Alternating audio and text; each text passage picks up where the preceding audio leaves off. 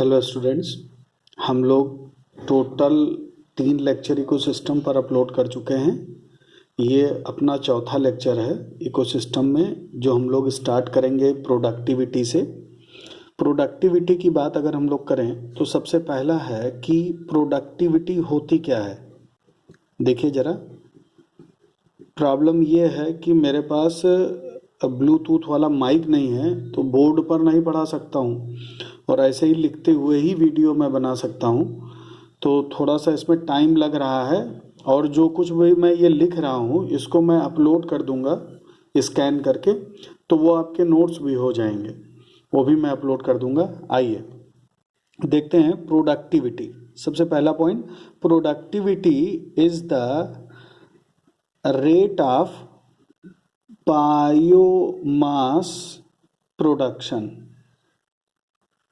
Biomass के production को हम प्रोडक्टिविटी बोलते हैं। एक पॉइंट ये हो गया।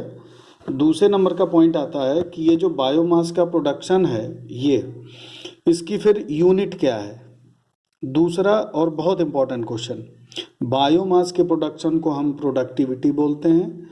इसमें क्या होता है, जो भी ऑर्गेनिक मैटर होता है बायोमास में, होता क्या है, बायोमास में ऑर्गेनिक मैटर सिंथेसाइज होता है, और किसके थ्रू होता है, from the simple inorganic matter से सिंथेसाइज होता है।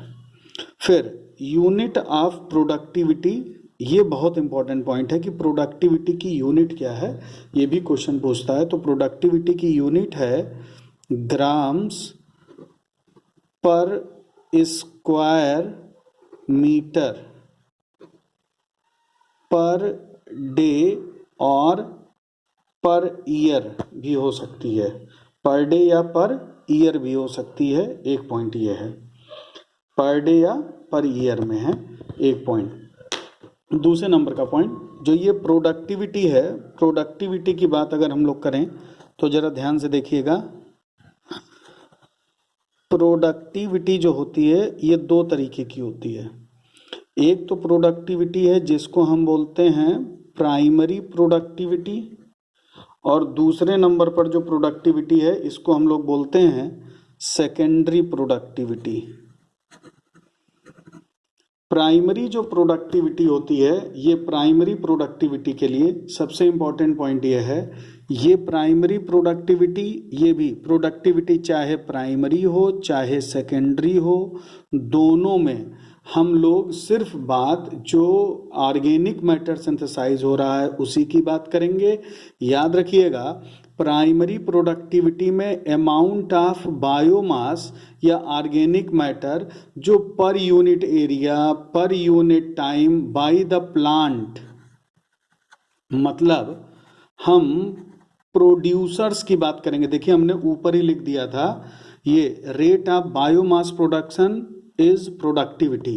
सो बार बार हम अब ये प्राइमरी प्रोडक्टिविटी की अलग डेफिनेशन, सेकेंडरी की अलग बताएं, वो ठीक नहीं है। आप एक साथ याद रखिए, productivity is the rate of biomass production. Now come to the primary productivity. तो प्राइमरी प्रोडक्टिविटी है वही बायोमास जो भी सिंथेसाइज होगा प्रोड्यूसर्स के through, that is primary productivity. और सेकेंडरी प्रोडक्टिविटी क्या होती है, वो बायोमास जो सिंथेसाइज हो रहा है हेट्रोट्रॉप्स और हर्बीवोर्स जो होते हैं, जो हेट्रोट्रॉप्स हैं, वो जो बायोमास बनाएंगे, जो मतलब कंज्यूमर्स हैं, दे आर कंज्यूमर्स, जो बनाएंगे नया बायोमास, हम उसको बोलेंगे सेकेंडरी प्रोडक्टिविटी। अब एक और दूसरा इंपॉर्टेंट पॉइंट है प्राइमरी प्रोडक्टिविटी में। प्राइमरी प्रोडक्टिविटी में एक प्रोडक्टिव होती है जिसको हम बोलते हैं gross primary productivity, gross primary productivity, और दूसरी होती है net primary productivity. Gross primary productivity होती है जो टोटल बायोमास सिंथेसाइज हुआ, वो ग्रॉस में आता है। जो इसी टोटल बायोमास में से इसका एक कंसिडरेबल अमाउंट ऑर्गेनिक मैटर का रेस्पिरेशन में जो प्लांट्स होते हैं वो यूज कर लेते हैं, ग्रीन प्लांट। तो जो अमाउंट बचा, gross primary productivity minus respiration बराबर नेट प्राइमरी प्रोडक्टिविटी। दोस्तों प्रॉब्लम ये है कि लॉकडाउन का ये आलम है कि हम स्केच भी मेरे पास नहीं है, नहीं तो मैं स्केच से लिखता तो शायद आपको थोड़ा ज़्यादा विजिबल होता, लेकिन मैं कोशिश कर रहा हूँ ये अपने मोबाइल से ही बना रहा हूँ और वही पकड़े हूँ। बड़ा मुश्किल होता है स्टेशनरी मोबाइल को होल्ड किए रहना। होप दैट कि आप इसको समझेंगे। तो दोस्तों ये हो गया हमारा ये प्रोडक्टिविटी। तो सेकंड ये हो गई gross productivity, net primary productivity और ग्रॉस दोनों में डिफरेंस बता दिया, प्राइमरी और सेकेंडरी बता दिया। प्राइमरी प्रोडक्टिविटी वो प्रोडक्टिविटी है जो प्रोड्यूसर से रिलेटेड है, जो बायोमास के सिंथेसिस प्रोड्यूसर, और सेकेंडरी प्रोडक्टिविटी कंज्यूमर्स। अब एक चीज और ध्यान दीजिएगा, सेकेंडरी प्रोडक्टिविटी में क्या होता है, नेट। अब चूंकि हमने आपको नेट बता दिया ना, तो अब जरा एक पॉइंट देखिए, नेट प्राइमरी प्रोडक्टिविटी को, जो नेट प्राइमरी प्रोडक्टिविटी है, इसको यूज करके जो हमारे कंज्यूमर्स हैं वो जो नया बायोमास सिंथेसाइज करेंगे, दैट इज सेकेंडरी प्रोडक्टिविटी। एक क्वेश्चन ये कंसेप्ट यहां पर क्लियर होनी चाहिए आपको ये प्रोडक्टिविटी के बारे में। अब अगला पॉइंट ये आता है, जरा ध्यान दीजिएगा कि जो प्रोडक्टिविटी है ये किन बातों पर डिपेंड करती है। तो जो प्राइमरी प्रोडक्टिविटी है, प्राइमरी प्रोडक्टिविटी बहुत इंपॉर्टेंट क्वेश्चन है कि किन बातों पर डिपेंड करती है। सबसे पहला, प्राइमरी प्रोडक्टिविटी डिपेंड करती है प्लांट स्पीसीज पर जो किसी भी पर्टिकुलर एरिया में पाई जाती हैं।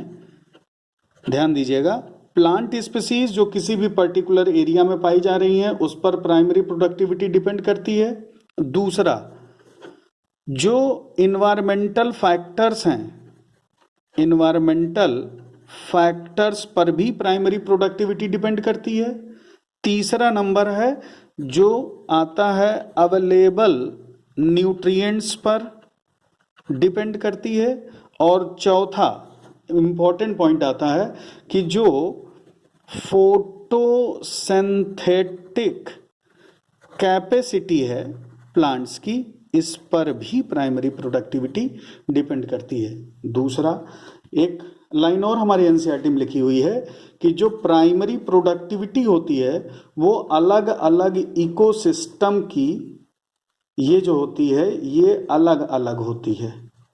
ये ध्यान रखिएगा, प्राइमरी प्रोडक्टिविटी अलग अलग इकोसिस्टम की अलग अलग होती है।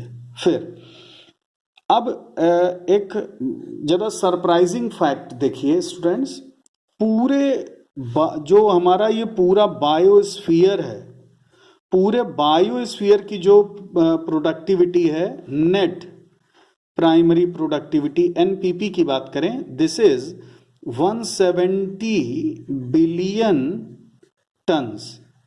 170 बिलियन टन है ये पूरे बायोस्फीयर की। और ये जो ऑर्गेनिक मैटर है ये मतलब ड्राई वेट की हम बात कर रहे हैं। दूसरा, अब जरा ध्यान से दीजिए, देखिएगा, पूरे ये जो हमारा बायोस्फीयर है अर्थ मेन, इसका 70% पार्ट जो है ये ओशियन का है।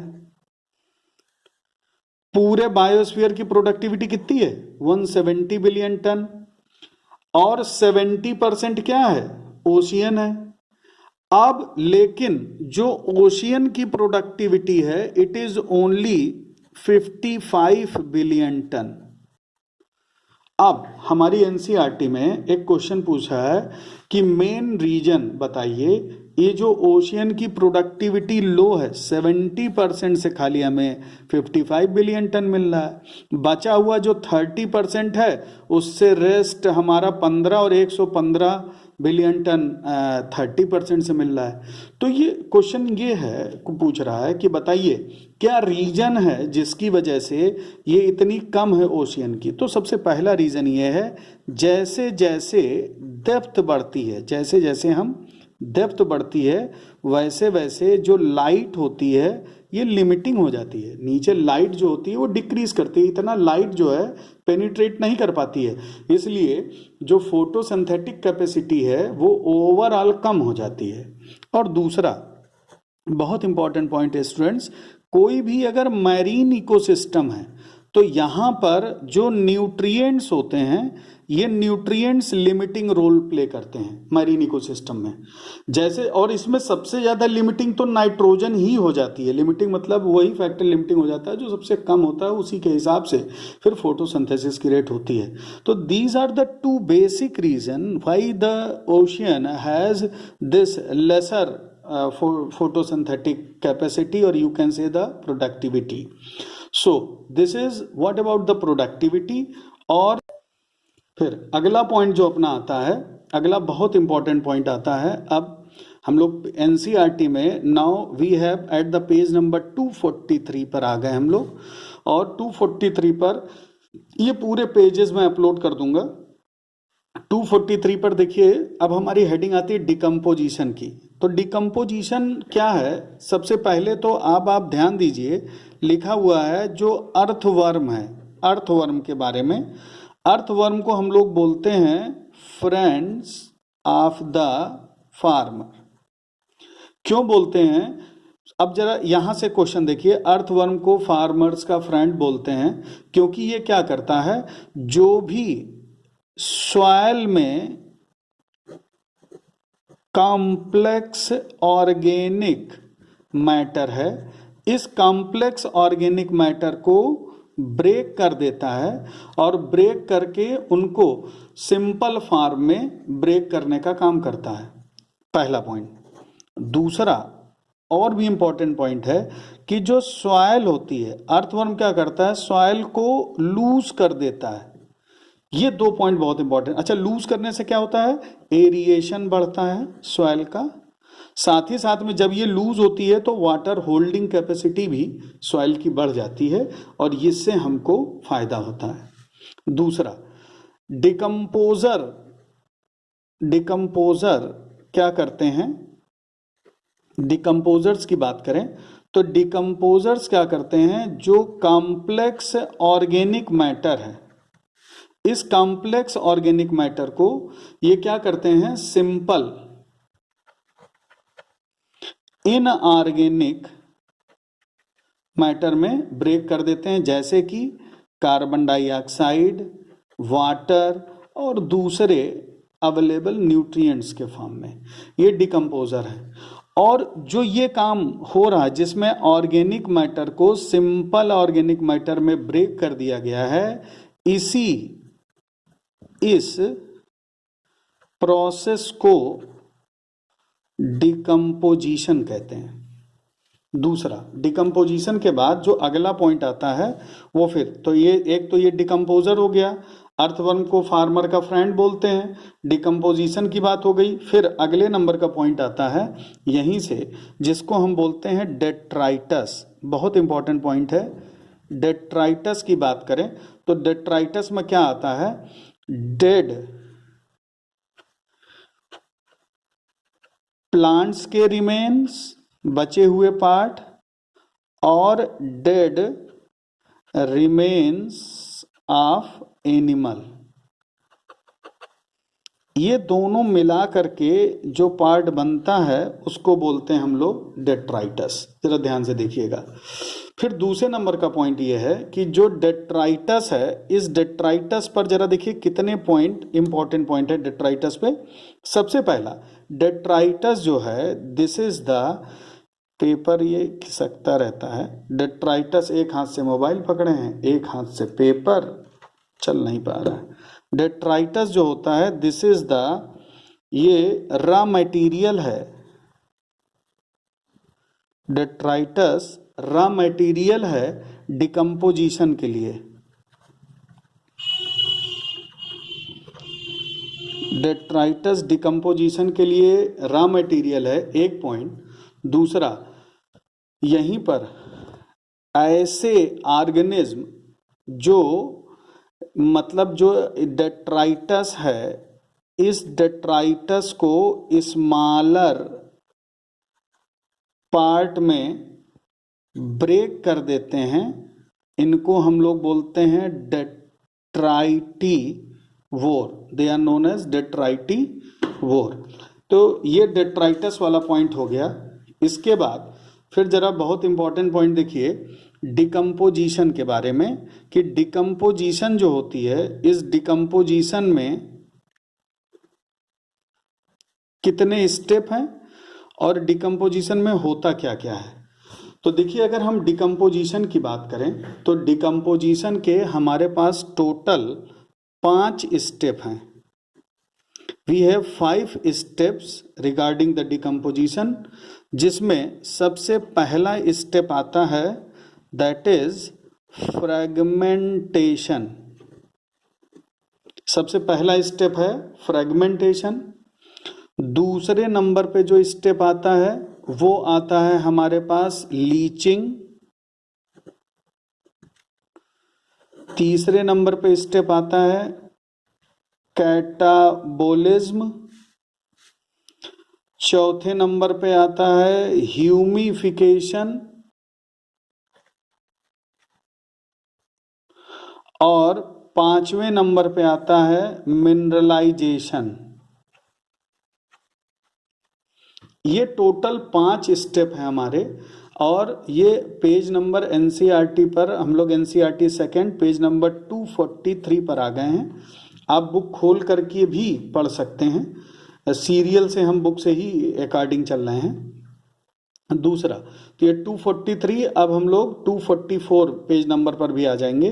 तो ये स्टेप हमारे पास 5 स्टेप हैं, जरा स्टेप याद करिए। सबसे पहला fragmentation, then leaching, catabolism, humification, mineralization. Fragmentation, leaching, catabolism, humification और मिनरलाइजेशन, ये स्टेप आए हमारे। तो अब देखिए, ये हम लोग डिकम्पोजिशन वाले स्टेप में सबसे पहले देखें फ्रेगमेंटेशन। तो देखिए जरा, फ्रेगमेंटेशन की बात अगर हम लोग करें तो फ्रेगमेंटेशन में क्या होता है, सबसे पहला पॉइंट, लार्जर डेट्राइटस जो होता है, यह लार्जर डेट्राइटस स्मॉलर पार्टिकल में तोड़ दिया जाता है, ब्रेक होता है।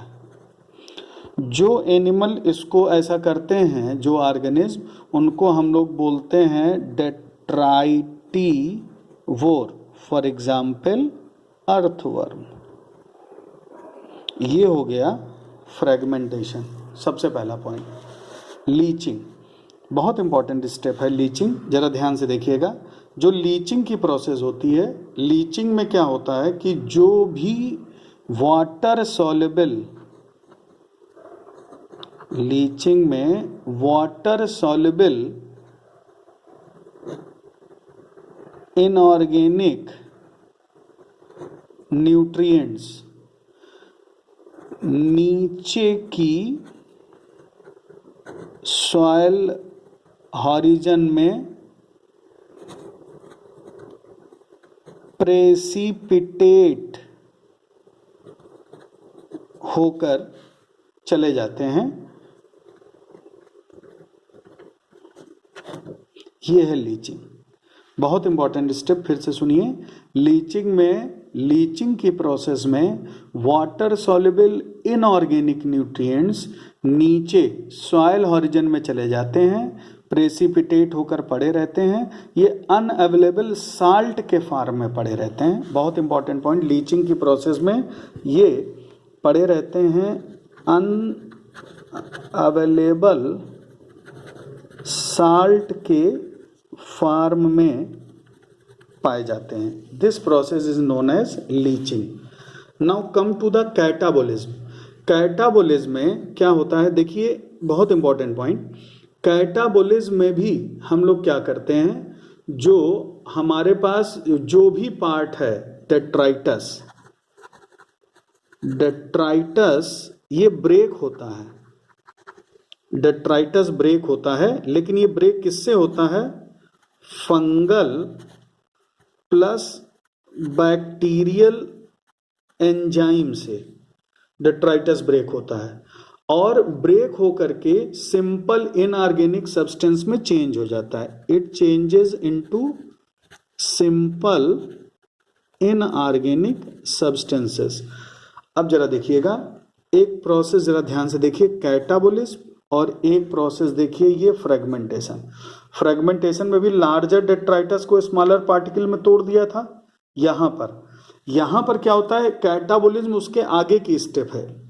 फ्रेगमेंटेशन को डेट्राइटिवोर करते हैं, कंफ्यूजन नहीं होना चाहिए, और कैटाबोलिज्म को फंगल और बैक्टीरियल एंजाइम करते हैं, जिसमें जो डेट्राइटस होता है ये सिंपल इनऑर्गेनिक सब्सटेंस के फॉर्म में चेंज हो जाता है। This process is known as catabolism. Now come to the humification and mineralization, चौथा और पांचवा स्टेप, ये दोनों सॉइल में होता है। इसमें क्या होता है, ह्यूमिफिकेशन की बात करें सबसे पहले, तो ह्यूमिफिकेशन में एक डार्क कलर का एमार्फस सब्सटेंस बनता है, और ये जो एमार्फस सब्सटेंस होता है ये बेटा कोलाइडल नेचर का होता है। ये एमार्फस सब्सटेंस कोलाइडल नेचर का होता है। कोलाइडल नेचर के होने के साथ साथ ये हाईली रेजिस्टेंट होता है, और ये हाईली रेजिस्टेंट होता है मतलब हाईली रेजिस्टेंट मटेरियल है। और एक और यहीं से इंपॉर्टेंट पॉइंट आता है कि हम लोग इसको बोलते हैं this is the reservoir of nutrients. इसको हम लोग न्यूट्रिएंट्स का रिजर्वायर भी बोलते हैं। ह्यूमिफिकेशन में क्या बनता है, डार्क कलर का एमार्फस सब्सटेंस बनता है जो कोलाइडल नेचर का होता है, और ये हाईली रेजिस्टेंट होता है। मिनरलाइजेशन जो होता है ये क्या होता है, इसी जो ह्यूमस होता है उसका और अधिक डिग्रेडेशन होता है और इनऑर्गेनिक न्यूट्रिएंट्स रिलीज हो जाते हैं। सिंपल मिनरल्स के रिलीज होने को, मिनरलाइजेशन में सिंपल जो भी इनऑर्गेनिक मिनरल्स हैं ये रिलीज हो जाते हैं, और ये दोनों सॉइल में ही होती है। इस पूरे प्रोसेस को हम लोग बोलते हैं, ये पूरी स्टेप हो गया डिकम्पोजिशन का। ध्यान से देखिए, फ्रेगमेंटेशन, लीचिंग, कैटाबोलिज्म, ह्यूमिफिकेशन और मिनरलाइजेशन। आप वीडियो को एक बार मैं बार बार रिपीट नहीं करूंगा, नहीं तो वीडियो लंबा होता चला जाएगा। ऐसे भी ये 20-22 मिनट का हो चुका है। Now come to the important aspect, decomposition के इम्पॉर्टेंट आस्पेक्ट कौन कौन से हैं। सबसे पहला, डिकम्पोजिशन एक O2 रिक्वायरिंग प्रोसेस है। O2 रिक्वायरिंग प्रोसेस है पहला, ऑक्सीजन की ज़रूरत इसमें पड़ती है। और दूसरे नंबर का पॉइंट यहाँ पर ये है कि जो डिकम्पोजिशन का रेट है, ये बहुत इंपॉर्टेंट पॉइंट, जरा ध्यान से देखिए। Rate of decomposition directly proportional होता है केमिकल नेचर ऑफ डेट्राइटस के। ध्यान दीजिएगा, अगर रेट, अब देखिए, rate of decomposition, rate slow हो जाएगा अगर डेट्राइटस में लिग्निन और काइटिन है, तो रेट जो होगी क्या हो जाएगी, स्लो हो जाएगी। देखिए ये इनवर्सली प्रोपोर्शनल का ये साइन लगा हुआ है। यहीं से अगर इफ डेट्राइटस हैज, अगर डेट्राइटस में क्या है, यहीं पर वाटर सॉल्युबल सब्सटेंसेस हैं, डेट्राइटस में अगर वाटर सॉल्युबल सब्सटेंसेस हैं तो फिर इसकी रेट बहुत ही फास्ट हो जाएगी, जैसे कि शुगर्स वगैरह हैं। दूसरा, टेम्परेचर, ध्यान दीजिएगा, temperature, then soil moisture, temperature, soil moisture, ये जो दोनों हैं ये मेन फैक्टर हैं डिकम्पोजिशन के लिए जो इसको रेगुलेट करते हैं। अगर ध्यान दीजिएगा वार्म प्लस मॉइस्ट इन्वायरमेंट है तो रेट ऑफ डिकम्पोजिशन को ये फेवर करेगा। वहीं पर अगर टेम्परेचर लो है और एनएरोबिक कंडीशन है, low temperature plus anaerobic condition है, तो ये उसको डिकम्पोजिशन की रेट को कम कर देंगे। तो देखिए, समय बचाने के लिए ये कुछ थ्योरी वाले पॉइंट्स हैं तो मैंने इसको लिख दिया है। अगला अपना आता है एनर्जी फ्लो। तो किसी भी इकोसिस्टम को वायबल रखने के लिए कांस्टेंट सप्लाई ऑफ एनर्जी जरूरी है। डीप सी हाइड्रोथर्मल इकोसिस्टम को छोड़कर बाकी सभी इकोसिस्टम जो अर्थ पर हैं उन सभी का अल्टीमेट सोर्स एनर्जी का सन है। फिर इंसिडेंट सोलर रेडिएशन का लेस देन 50% पार है। PAR is photosynthetically active radiation. Plant और बैक्टीरिया में फोटोसिंथेटिक और कीमोसिंथेटिक दोनों आते हैं। सन की रेडिएंट एनर्जी को ही फिक्स करके सिंपल इनऑर्गेनिक सब्सटेंसेस से फूड बना सकते हैं। दूसरा, प्लांट सिर्फ 2 से 10% ही पार का कैप्चर करते हैं और यह स्मॉल अमाउंट एनर्जी का पूरे लिविंग वर्ल्ड में सस्टेन रहना बहुत ही आश्चर्य की बात है कि यही एनर्जी पूरे लिविंग वर्ल्ड में सस्टेन रहती है। सभी ऑर्गेनिज्म डिपेंड करते हैं जिस प्रोसीजर पर अपने फूड के लिए, वो चाहे डायरेक्टली एंड इनडायरेक्ट सभी प्लांट पर ही प्रोसीजर ने प्रोड्यूसर्स पर डिपेंड करते हैं और दे आर ग्रीन प्लांट्स ही होते हैं। एक ये पॉइंट हो गया है हमारे पास ये। उसके बाद फिर अब एनर्जी का फ्लो की बात आती है, तो यहाँ से थोड़ा सा वो बेसिक थ्योरी वाले ही पॉइंट थे इसलिए लिख दिए थे मैंने। अब एनर्जी का फ्लो देखें हम लोग, तो एनर्जी का फ्लो कैसे आता है, तो जरा देखिए एनर्जी का फ्लो सन से आगे जाता है प्रोड्यूसर पर, and producers are basically green plant, और बैक्टीरिया हैं जो फोटोसिंथेटिक बैक्टीरिया भी हो सकते हैं और कीमोसिंथेटिक वाले भी हो सकते हैं। प्रोड्यूसर के बाद फिर कंज्यूमर्स, ये दिस इज द फ्लो। और ये जरा फ्लो देखिए, सन से है प्रोड्यूसर में और प्रोड्यूसर से कंज्यूमर, और फिर कंज्यूमर की डेथ के बाद वहीं पर फिर डेट्राइटस जो हैं पूरा डिकम्पोजिशन वाला स्टेप शुरू हो जाता है जो हमने आपको बताया है। ये जरा फ्लो देखिए, यहां से एक बहुत इंपॉर्टेंट पॉइंट कि ये जो फ्लो है ये यूनिडायरेक्शनल है, ये फ्लो यूनिडायरेक्शनल है। दूसरा, इकोसिस्टम में कांस्टेंट सप्लाई एनर्जी की चाहिए, बहुत इंपॉर्टेंट पॉइंट, एनर्जी की सप्लाई किसी भी इकोसिस्टम में कांस्टेंट होनी चाहिए। दूसरा, यहीं पर अगर हम लोग अब थर्मोडायनेमिक्स का फर्स्ट लॉ होता है जिसमें कंटिन्यूअस एनर्जी चाहिए होती है, दूसरा सेकंड लॉ उसको बताता है जिसमें हम लोग ये बोलते हैं कि अगर कांस्टेंट सप्लाई एनर्जी की मिलती है तो यूनिवर्सल टेंडेंसी होती है सभी मॉलिक्यूल्स की, उनकी रैंडमनेस बढ़ती है और रैंडमनेस से नए मॉलिक्यूल बनते हैं, हमारे लिए कुछ यूजफुल होते हैं। ये सेकंड लॉ है। फर्स्ट लॉ और सेकंड लॉ दोनों लॉ यहाँ पर हमारे फॉलो होते हैं। दूसरे नंबर का पॉइंट, ग्रीन प्लांट्स की बात करें। अब बेटा प्रोड्यूसर की बात करें, जरा ध्यान से देखिएगा, जो ग्रीन प्लांट्स हैं, ग्रीन प्लांट्स प्रोड्यूसर हैं, ग्रीन प्लांट्स प्रोड्यूसर की कैटेगरी में आते हैं। अच्छा, दूसरा एक चीज और, प्रोड्यूसर की बात अगर हम लोग करें तो प्रोड्यूसर टेरेस्ट्रियल इकोसिस्टम में कौन होते हैं और एक्वाटिक में कौन है, ये हमारी एनसीईआरटी में क्लियर कट लिखा हुआ है। तो जरा देखिएगा, प्रोड्यूसर की बात कर रहे हैं हम लोग, ये देखिए प्रोड्यूसर की बात, तो अगर हम लोग टेरेस्ट्रियल इकोसिस्टम में प्रोड्यूसर की बात करें तो टेरेस्ट्रियल इकोसिस्टम में हर्बेशियस और वुडी प्लांट हैं, हर्बेशियस प्लस वुडी प्लांट्स, ये दोनों टेरेस्ट्रियल इकोसिस्टम में आते हैं। और अगर हम लोग बात करें एक्वेटिक इकोसिस्टम की, तो एक्वेटिक इकोसिस्टम में हमारे पास आते हैं फाइटोप्लैंक्टन्स, फाइटोप्लैंक्टन्स आते हैं, और फाइटोप्लैंक्टन के साथ algae plus some higher plants भी आ जाते हैं, ये एक्वेटिक इकोसिस्टम में आ जाते हैं। दूसरा, यहीं से एक चीज और याद रखिए, चूंकि ये एनर्जी का फ्लो देखिए, सन से प्रोड्यूसर, प्रोड्यूसर से कंज्यूमर में कंटिन्यूस जाती है।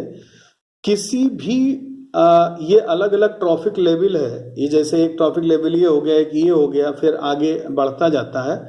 याद रखिएगा कि जो एनर्जी वो प्रोड्यूसर ट्रैप करता है, ध्यान दीजिएगा, what ever the amount of energy, जो भी एनर्जी का अमाउंट प्रोड्यूसर में पाया जाता है, इसको वो आगे कंज्यूमर में पास कर देता है। कहीं पर भी किसी भी ऑर्गेनिज्म में फॉरएवर के लिए एनर्जी को ट्रैप हम नहीं कर सकते हैं। ये एक बहुत ही इंपॉर्टेंट पॉइंट है।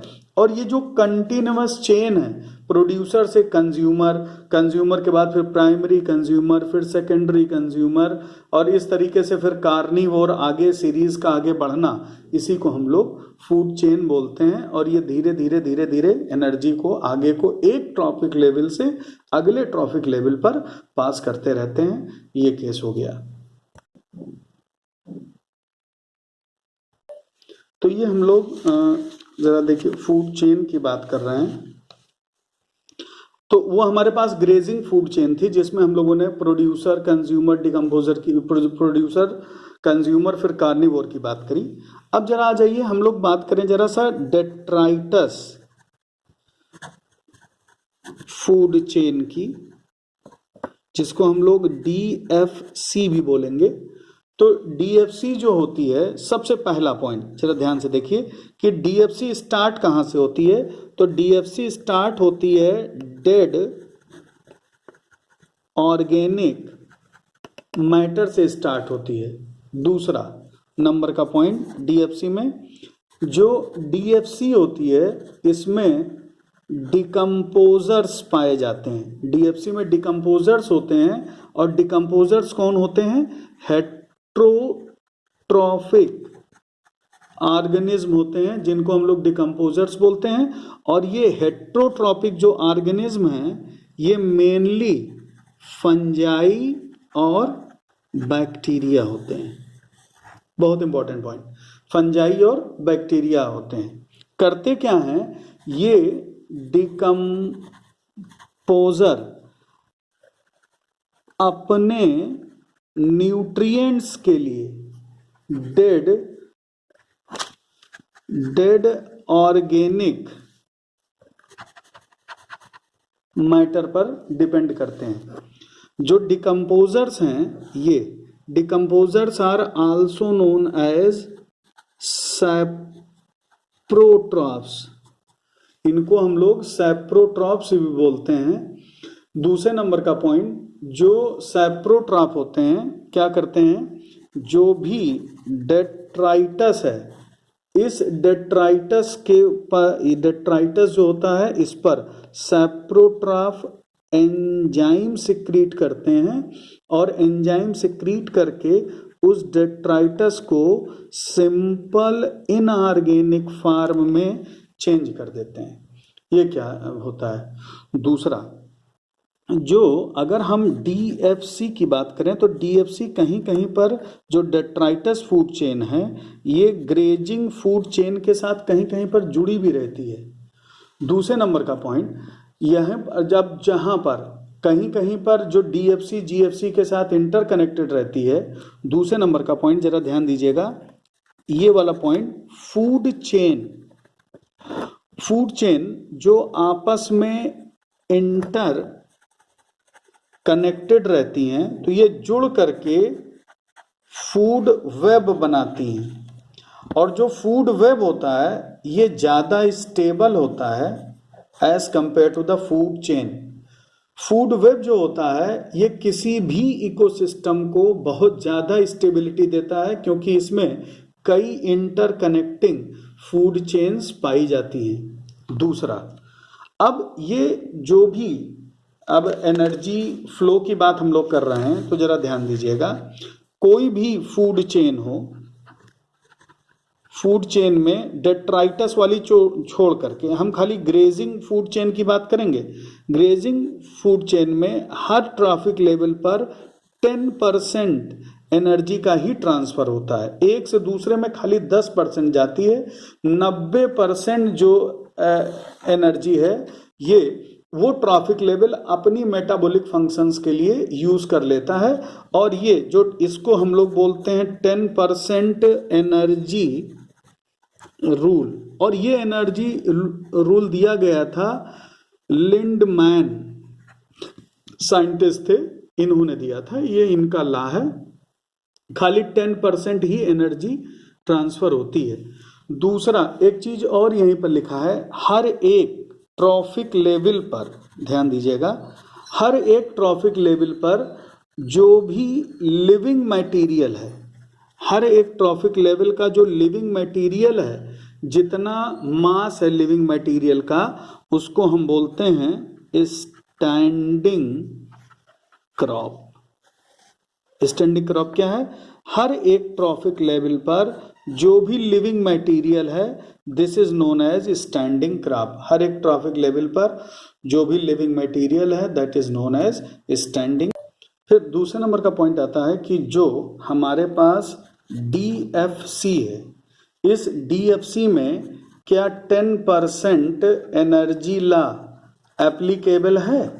तो नो, DFC में 10% एनर्जी लॉ एप्लीकेबल नहीं है। इसको मैं बोल रहा हूँ, आप नोट कर लें। होता क्या है, जो DFC होती है, इसमें एनर्जी का फ्लो कंटिन्यूअस होता रहता है एक दो ट्रॉफिक लेवल में। और दूसरे नंबर का पॉइंट क्या होता है, जो DFC होती है उसमें किसी भी एक ट्रॉफिक लेवल से दूसरे ट्रॉफिक लेवल में जो एनर्जी का स्टेट होती है वो कंटिन्यूअस मेंटेन रहती है। यहाँ पर ये 10% एनर्जी लॉ फॉलो नहीं होता है। तो ये हमारा ये पूरा हो गया एनर्जी फ्लो वाला। अब इसी से रिलेटेड कुछ इकोलॉजिकल पिरामिड्स बनाए गए हैं। जरा देखिए, इकोलॉजिकल पिरामिड की बात करें हम लोग, ये भी बहुत इम्पोर्टेंट एस्पेक्ट है इकोलॉजिकल पिरामिड में। इसके पहले वाले वीडियो बड़ा धीमे धीमे बने थे, अब थोड़ी स्पीड बढ़ गई है। अगर ज़्यादा हो जाए तो आप फिर कमेंट बॉक्स में लिखिएगा, स्पीड थोड़ी कम कर देंगे। देखिए, इकोलॉजिकल पिरामिड क्या होता है? इकोलॉजिकल पिरामिड होता है जो डिफरेंट ट्रॉफिक लेवल्स हैं। हालांकि जितना मैं बोल बोल के लिख रहा हूँ, इस पूरे को सही से स्कैन करके और कम पेजेस में करके मैं अपलोड भी कर दूंगा, आप उसको भी करके आपके नोट्स बन जाएंगे, ध्यान रखिएगा। तो अलग अलग डिफरेंट जो ट्रॉफिक लेवल हैं, इन डिफरेंट ट्रॉफिक लेवल को इकोलॉजिकल पैरामीटर्स जो हैं, इन सभी इकोलॉजिकल पैरामीटर्स का ग्राफिकल रिप्रेजेंटेशन करना ही इकोलॉजिकल पिरामिड है। सबसे पहले साइंटिस्ट थे जिनका नाम था चार्ल्स एल्टन। ये साइंटिस्ट थे जिन्होंने बनाया था, इसीलिए हम लोग इन पिरामिड्स को एल्टोनियन पिरामिड भी कहते हैं। और ध्यान दीजिएगा, जो पिरामिड का बेस होता है, इस बेस में हम लोग सबसे पहले प्रोड्यूसर को लिखते हैं, फिर उसके बाद जो उसके ऊपर आता है वहाँ पर हमारे पास हर्बीवोर आते हैं, और हर्बीवोर से ऊपर कार्निवोर आते हैं। और इस तरीके से ये देखिए, ये है बेस, ये है मिड और ये है टॉप। इस तरीके से हम लोग प्रोड्यूसर, हर्बीवोर और कार्निवोर को हम लोग ये पूरा इस तरह से रिप्रेजेंट करते हैं। टोटल जो पिरामिड्स हैं, ये 3 तरीके के पिरामिड्स हम लोग स्टडी करेंगे यहाँ पर। सबसे पहला जो पिरामिड है, this is the pyramid of number, pyramid number का। दूसरे नंबर पे पिरामिड ऑफ बायोमास, और तीसरे नंबर पे हम लोग देखेंगे पिरामिड ऑफ एनर्जी। ये 3 तरीके का एल्टोनियन, फिर ये 3 तरह के पिरामिड हम लोग देखेंगे। अब देखिए जरा, सबसे पहले हम लोग पिरामिड ऑफ नंबर की बात करें तो पिरामिड ऑफ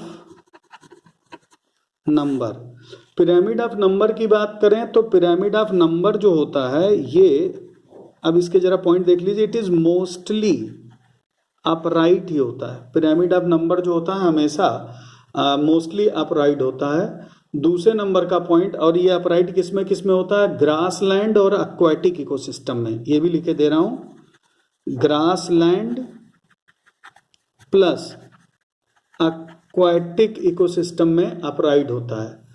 यहीं पर चूंकि जो बेस में प्रोड्यूसर हैं, जरा ध्यान दीजिएगा, नंबर में जो प्रोड्यूसर्स हैं, प्रोड्यूसर्स मैक्सिमम होते हैं, और इसके बाद जो हर्बीवोर और इसके ऊपर प्रोड्यूसर सबसे बेस में आ गए, ये देखिए बेस है।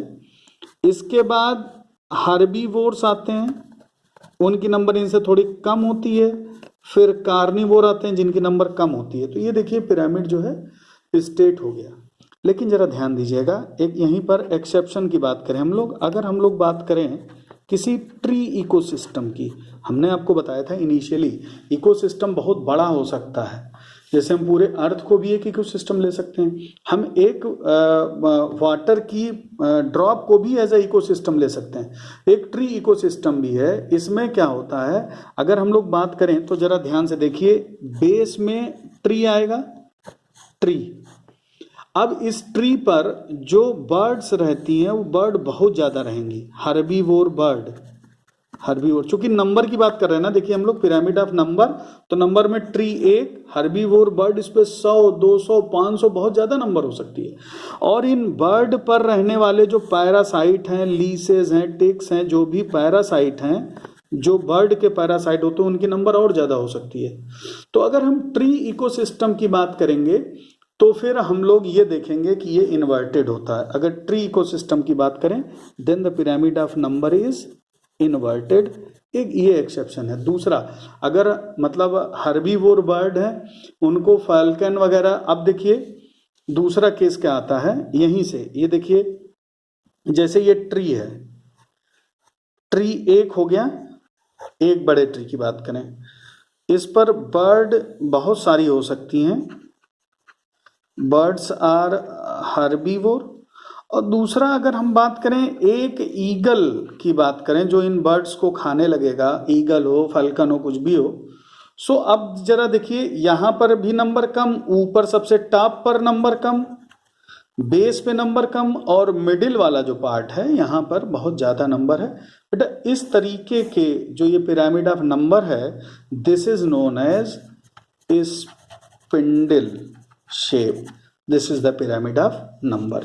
ये उसकी लिमिटेशंस और हमने एक्सेप्शंस भी डिस्कस कर लिए। दूसरा पिरामिड सेकंड नंबर पे जो आता है, this is the pyramid of biomass.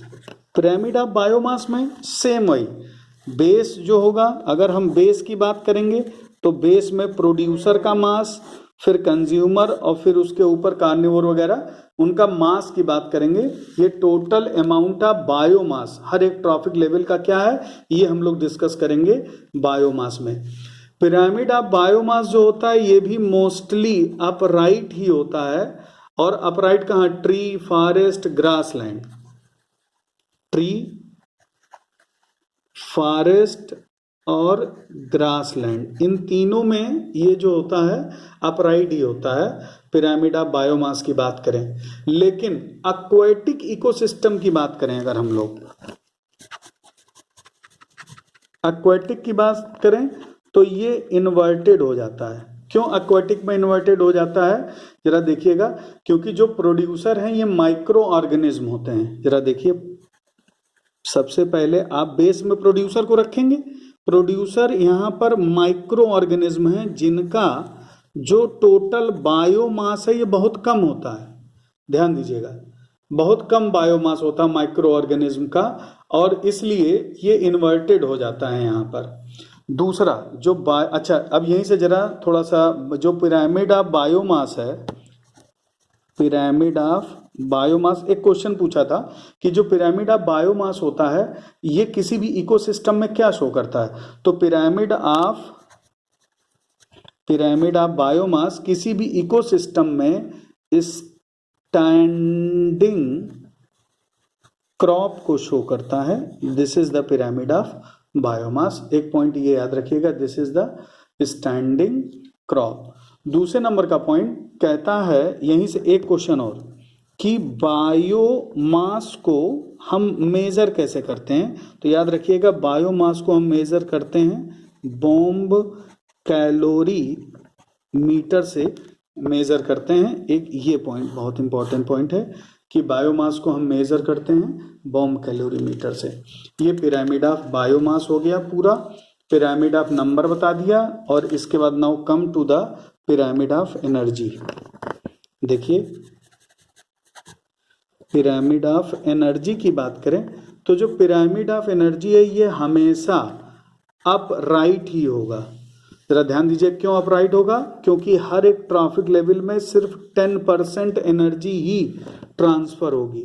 ये एक बहुत इंपॉर्टेंट पॉइंट है, इसलिए जो पिरामिड ऑफ एनर्जी होता है ये अपराइट ही होता है। दूसरा, फिर यहीं से हमारी एनसीईआरटी बोल रही है, ये हम लोग पेज नंबर 248 249 तक आ गए हम लोग यहाँ पर। फिर अब जरा देखिए, फिर कहता है कि लिमिटेशंस क्या क्या हैं इसकी। तो ध्यान दीजिएगा कि अगर एक कोई भी स्पीसीज है एक से ज्यादा ट्रॉफिक लेवल्स पर है तो हम उसको कंसीडर नहीं करते हैं। दूसरा, जो पिरामिड है ये फूड चेन की तरह ही काम करता है। और दूसरे नंबर का पॉइंट यहीं पर, जो इकोलॉजिकल पिरामिड हैं इनमें जो सैप्रोफाइट्स हैं इनका कोई भी प्लेस, कोई भी जगह नहीं है। तो ये 3 पॉइंट, अगर कोई भी एक स्पीसीज एक से ज़्यादा ट्रॉफिक लेवल पर है तो हम उसको नहीं शो करते हैं, ये कहीं पर रहेगा, कंसीडर ही नहीं करेंगे। फूड चेन की तरह हम इसको डील करते हैं। और जो सैप्रोफाइट्स हैं जो कि बहुत ही इंपॉर्टेंट रोल प्ले करते हैं, लेकिन हम फिर भी सैप्रोफाइट्स को इनका कोई प्लेस नहीं दे रहे हैं। तो ये लेक्चर 4 हो गया। लेक्चर 5 में हम लोग इकोलॉजिकल सक्सेशन और न्यूट्रिएंट साइकिल अभी अपलोड करते हैं। Thank you.